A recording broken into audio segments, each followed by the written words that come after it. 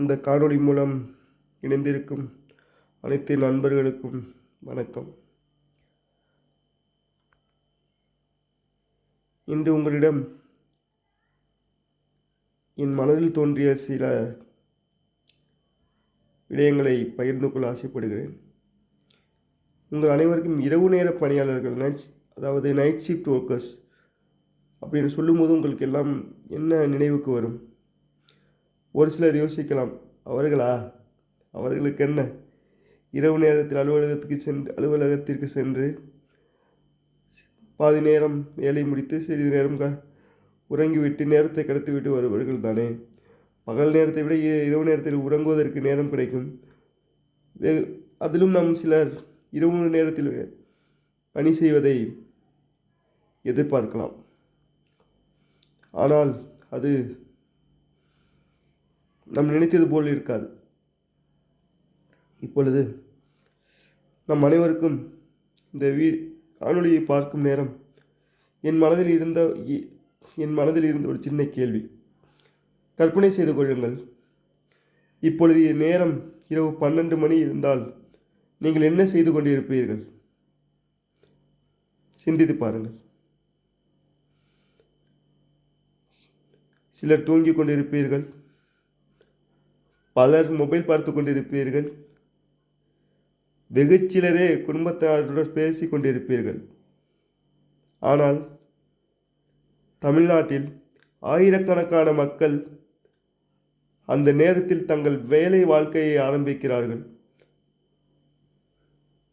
அவர்கள்தான் நாம் அதிகமாக கவனிக்காத இரவு நேர பணியாளர்கள்.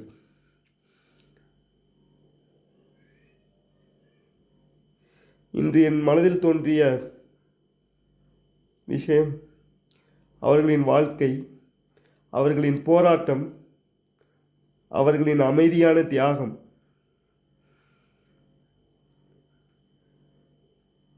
தமிழ்நாட்டில் இரவு வேலை செய்பவர்கள் யார் யார்? சற்று யோசித்து பாருங்கள். ஒரு பெரிய பட்டியலே உள்ளது. எனது சிந்தைக்கு எட்டியது மருத்துவமனையில் பணிபுரியும் செவிலியர்கள், மருத்துவர்கள், இதர உதவி பணியாளர்கள், காவல்துறை அதிகாரிகள், பாதுகாப்பு காவலர்கள், தொழிற்சாலை தொழிலாளர்கள் சிலர், அப்புறம் ஐடி நிறுவனங்களில் வேலை செய்யும் நண்பர்கள், கால் சென்டர் ஊழியர்கள், லாரி ஓட்டுநர்கள், அதாவது கனரக வாகன ஓட்டுநர்கள்,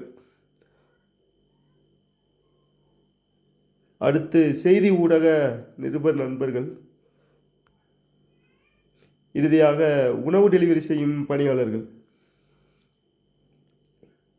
இந்த எல்லோருக்கும் ஒரு பொதுவான விஷயம் இருக்கிறது. அது அவர்கள் வேலை நேரம், அந்த நேரம் நாம் ஓய்வெடுக்கும் நேரம், தூங்கும் நேரம். நாம் இரவில் அமைதியாக தூங்கும் பொழுது அவர்கள் வேலை செய்து கொண்டிருக்கிறார்கள். அவர்களின் வேலை நம் வாழ்க்கையை இயக்க வைத்து கொண்டிருக்கிறது. ஆனால் அவர்களின் வாழ்க்கையை நாம் எவ்வளவு புரிந்து கொள்கிறோம்? இயற்கையாக மனித உடல் எப்படி அமைக்கப்பட்டுள்ளது தெரியுமா? நாம் பகலில் செயல்பட வேண்டும், இரவில் ஓய்வெடுக்க வேண்டும். ஆனால் இரவு வேலை செய்பவர்களின் நிலை இந்த இயற்கையை முற்றிலும் மாற்றிவிடுகிறது. ஒரு உதாரணத்தை சொல்கிறேன். ஒரு செவிலிய பெண், அவள் இரவு 9 மணிக்கு வேலைக்கு செல்கிறாள். இரவு முழுவதும் இழுத்திருப்பாள். காலை 6 மணிக்கு வீட்டிற்கு வருவாள். அப்பொழுது உலகம் முழுவதற்கும் புதியதொரு நாள் ஆரம்பிக்கிறது. ஆனால் அவளுக்கோ அந்த நேரம்தான் தூக்க நேரம். ஆனால் அந்த தூக்கம் கூட ஒரு முழுமையான தூக்கமாக ஒருபோதும் ஆகாது. ஏன் தெரியுமா? வெளியே சத்தம் இருக்கும். அவளது வீட்டினர்களின் உறவினர்களின் செயல்பாடு இருக்கும். இந்த சூழலில் நமது உடல் இயற்கையாக தூங்க விரும்பாது. இதில் பகல் நேர வெளிச்சம் பெரிய பங்காற்றுகிறது. இதன் விளைவுதான் என்ன? இதன் விளைவு, அடுத்த நாள் அவள் இரவு நேர பணிக்கு செல்லும் பொழுது அவள் உடல் சோர்வோடு இருப்பாள், மன அழுத்தத்திற்கு உள்ளாகியிருப்பார், அவளுக்கு தூக்க குறைபாடு இருக்கிறது. இதனால் அவளுக்கு நீண்ட காலத்தில் உடல்நல பிரச்சனை வர வாய்ப்புகள் அதிகம். இந்த இரவு நேர பணியாளர்களின் இந்த இரவு நேர பணியின் வாழ்க்கை அவர்களது குடும்பத்தில் எவ்வித தாக்கத்தை ஏற்படுத்துகிறது என்று யோசித்து பாருங்கள். இரவு நேர வேலை செய்யும் ஒவ்வொருவரின் வாழ்க்கையில் அதிகம் பாதிக்கப்படும் ஒரு விடயம் என்னவென்று தெரியுமா? குடும்பம். ஒரு தந்தை இரவு வேலை செய்கிறார் என்று நினைத்து பாருங்கள். அவரின் குழந்தை பள்ளிக்கு செல்லும் நேரத்தில் அவர் தூங்கிக் கொண்டிருப்பார். அந்த குழந்தை வீட்டிற்கு வரும் நேரத்தில் அவர் வேலைக்கு போக தயாராக இருப்பார். இதன் விளைவு, ஒரு நாள் அந்த குழந்தை கேட்கலாம், அப்பா, நீ எப்போதாவது என் கூட விளையாடவே வர மாட்டியாப்பா? இந்த கேள்வி பல இரவு நேர பணி செய்யும் பெற்றோரின் மனதை உடைக்கும். இது மட்டுமில்லாமல் இதை சார்ந்து நம் சமூகத்தில் இன்னும் ஒரு சில பிரச்சனைகள் உள்ளன. இரவு நேர பணியாளர்களை சில நேரங்களில் மக்கள் சரியாக புரிந்து கொள்வதில்லை. குறிப்பாக பெண்கள் இரவு நேர வேலை செய்தால் சிலர் பல கேள்வி கேட்பார்கள், பலர் சில கேள்வி கேட்பார்கள். இரவில் வேலை செய்ய வேண்டுமா?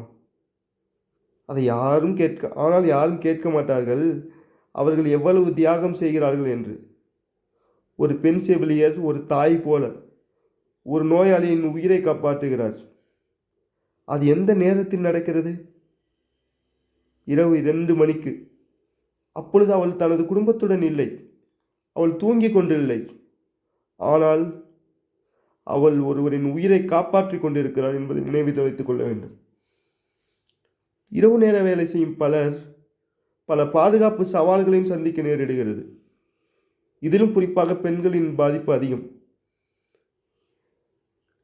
இரவு நேரத்தில் வேலை முடித்து வீடு திரும்புவது சில நேரங்களில் பல பெண்களுக்கு கடினமாகவும் இருக்கும். பாதுகாப்பு, போக்குவரத்து, தனிமை, இவை அனைத்தும் ஒரு மன அழுத்தமாக மாறுகிறது. அவர்களோ இவை அனைத்தையும் நாள்தோறும் எதிர்கொள்கிறார்கள். ஏன் தெரியுமா?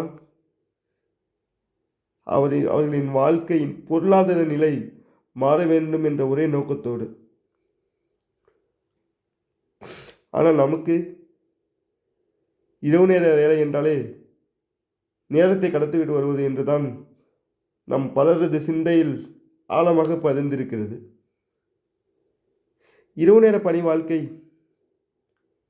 மனதிலும் பெரிய அளவிலான தாக்கத்தை ஏற்படுத்துகிறது என்றே நான் கருதுகிறேன்.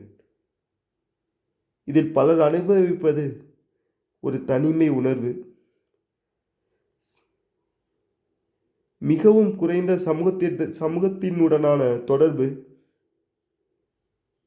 மன அழுத்தம். அவர்கள் நண்பர்கள் எல்லாம் பகலில் சந்திக்கிறார்கள், குடும்ப நிகழ்ச்சிகள் பகலில் நடக்கின்றன. ஆனால் இரவு வேலை செய்பவர்களுக்கு அந்த இயல்பான வாழ்க்கையில் கலந்து கொள்வது கடினம். ஆனால் நண்பர்களே, இரவு நேர பணியாளர்களை பற்றி இன்னொரு உண்மை உள்ளது, வெளிவராத உண்மை உள்ளது. அவர்கள் மிகவும் வலுவானவர்கள். ஏன் தெரியுமா? அவர்கள் முக்கியமாக 2 விஷயங்களை எதிர்கொண்டு சமாளித்து வாழ்க்கையை நடத்தி வருகிறார்கள். ஒன்று உடல் சவால், இன்னொன்று மனதிற்கு எதிரான சவால். அவர்கள் தங்கள் வாழ்க்கையை மட்டுமல்ல, மற்றவர்களின் வாழ்க்கையும் ஆதரிக்கிறார்கள். இவர்களுக்காக நம் அனைவரும் ஒரு சமூகமாக சில சின்ன சின்ன விஷயங்களை செய்யலாம். இரவு நேர பணியாளர்களை மதிக்க வேண்டும். அது முதன்மையான ஒன்று. நம் குடும்பத்தில் ஒரு இரவு நேர பணியாளர் இருந்தால் அவர்களுக்கு தொந்தரவில்லாத ஓய்வெடுக்கும் அந்த நேரத்தை நாம் ஏற்படுத்தி தரலாம். இரவு நேர வேலையாளர்களை பணிக்கு அமர்த்தும் அந்த நிறுவனங்கள் சிறந்த வேலை செய்வதற்கான சூழலை வழங்கலாம். இந்த சமூகம் அவர்களுக்கு பாதுகாப்பு மற்றும் போக்குவரத்து வசதிகளை ஏற்படுத்தி தரலாம். இந்த சின்ன மாற்றங்கள் அவர்களின் வாழ்க்கையில் பெரிய மாற்றத்தை ஏற்படுத்த வாய்ப்புள்ளது. இறுதியில் நண்பர்களே, இன்று நாம் பார்த்தது ஒரு மறைந்த உலகம். இரவு நேர பணியாளர்களின் வாழ்க்கை. நாம் தூங்கும்போது அவர்கள் விழித்திருக்கிறார்கள். நாம் ஓய்வெடுக்கும் பொழுது அவர்கள் வேலை செய்கிறார்கள். நம் வாழ்க்கை சுலபமாக இருக்க அவர்கள் தங்கள் வாழ்க்கையை கடினமாக்குகிறார்கள்.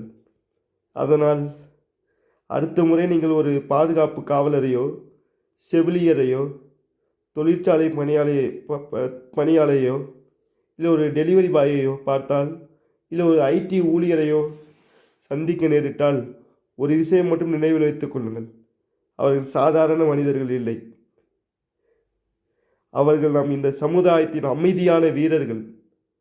அவர்களின் கதை பெரிதாக பேசப்படவில்லை என்றாலும் அவர்களின் தியாகம் நம் வாழ்க்கையின் ஒரு முக்கியமான அங்கமாக உள்ளது.